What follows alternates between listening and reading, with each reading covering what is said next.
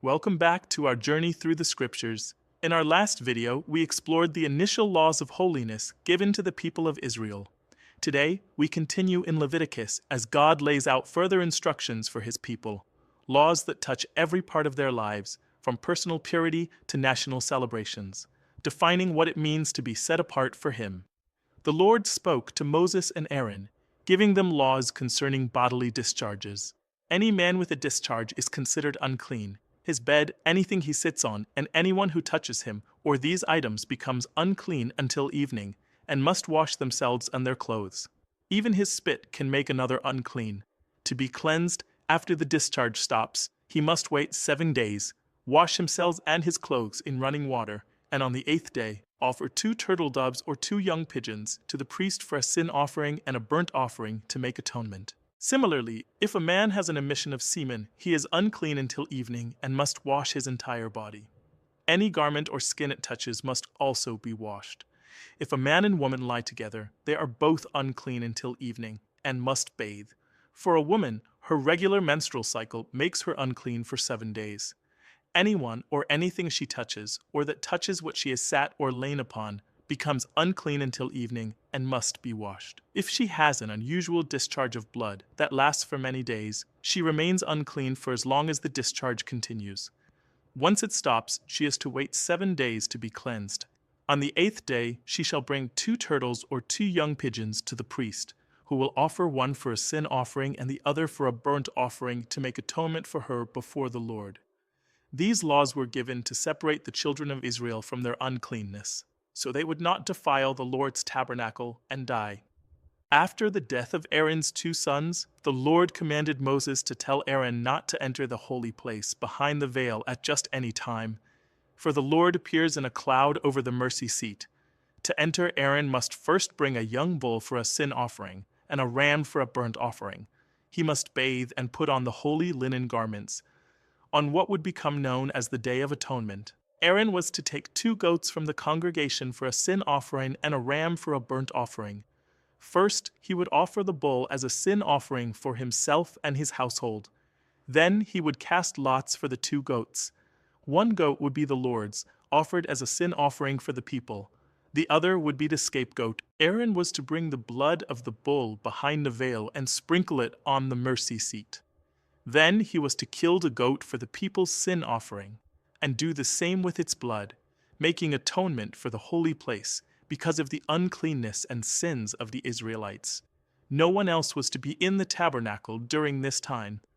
After reconciling the holy place, Aaron was to bring the live goat, lay both his hands on its head, and confess over it all the iniquities and transgressions of the children of Israel. The goat, now bearing all their sins, would be sent away into the wilderness to an uninhabited land. Then Aaron would remove the linen garments, wash himself, and offer his burnt offering and the people's burnt offering. The fat of the sin offering was to be burned on the altar, but the rest of the bull and the goat for the sin offering were to be carried outside the camp and burned completely. Those who handled the scapegoat and the burned carcasses had to wash their clothes and bathe before re-entering the camp. This Day of Atonement, on the 10th day of the 7th month, was to be an everlasting statute, a day of solemn rest where the people were to afflict their souls and do no work. For on this day, atonement would be made to cleanse them from all their sins before the Lord. The Lord then commanded that any Israelite who killed an ox, lamb, or goat, whether in the camp or outside, must bring it to the door of the tabernacle as an offering to the Lord. If they failed to do so, they would be guilty of shedding blood and would be cut off from their people. This was to stop them from offering sacrifices in the open fields to demons. Furthermore, a strict law was given about blood. No one from the house of Israel or any stranger among them shall eat any manner of blood. The Lord declared, "The life of the flesh is in the blood, and I have given it to you upon the altar to make an atonement for your souls." Anyone who ate blood would be cut off. Even the blood of a hunted animal was to be poured out on the ground and covered with dust. Then the Lord spoke to Moses, saying, "I am the Lord your God. You shall not follow the practices of Egypt, where you lived, or of Canaan, where I am bringing you." He then laid out laws of moral purity. A man shall not uncover the nakedness of his near relatives, his mother, his father's wife, his sister, his granddaughter, his aunt, his daughter-in-law, or his brother's wife. It is forbidden to take a woman and her daughter or granddaughter, or to take a woman's sister as a rival wife during her lifetime. Further abominations were listed. Do not have sexual relations with a neighbor's wife. Do not sacrifice your children to the false god Molech. A man shall not lie with another man as with a woman. Neither man nor woman shall lie with an animal. The Lord warned that the nations he was driving out before them had defiled the land with these practices, causing the land itself to vomit them out.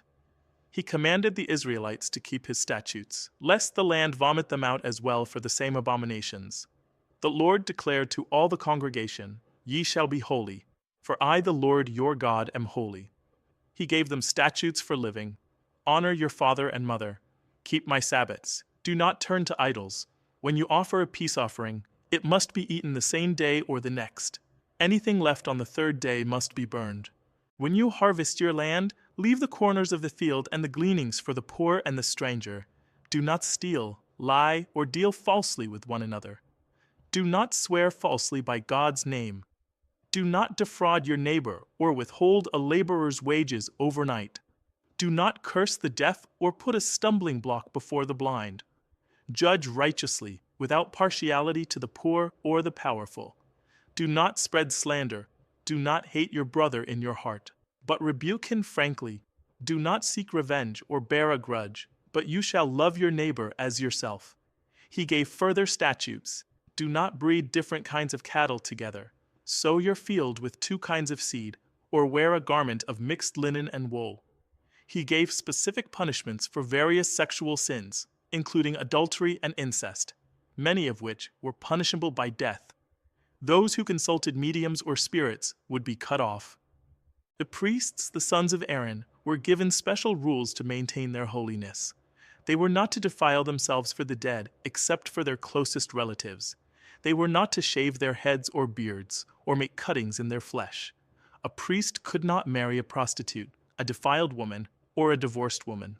The high priest had even stricter rules, not defiling himself even for his parents, and only marrying a virgin from his own people. No descendant of Aaron with a physical blemish, such as being blind, lame, or having a deformity, could approach the altar to offer the bread of God, though he could still eat of the holy food.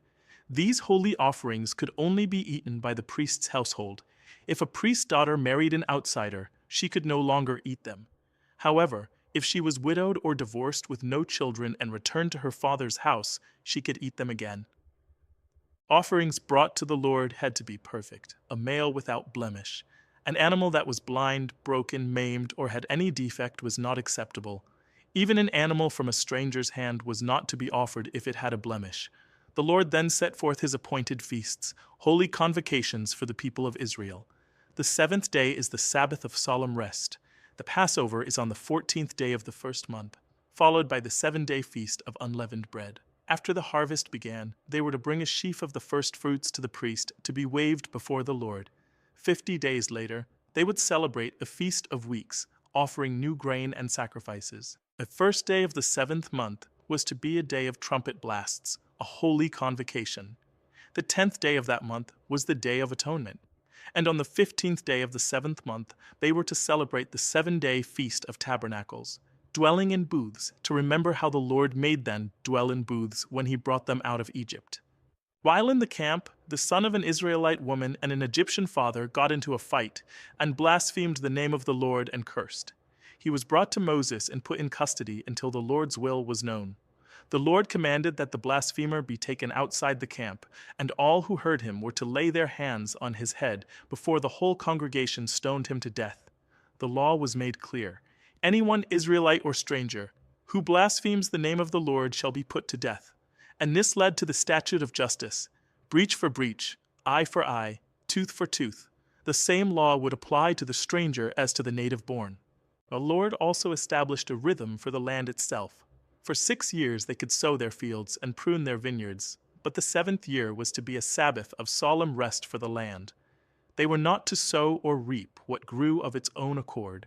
After 7 cycles of these Sabbath years, 49 years, The 50th year was to be the year of Jubilee. A trumpet would sound throughout the land, proclaiming liberty. Every man would return to his family and to his ancestral property. The land itself could not be sold permanently, for the land is the Lord's.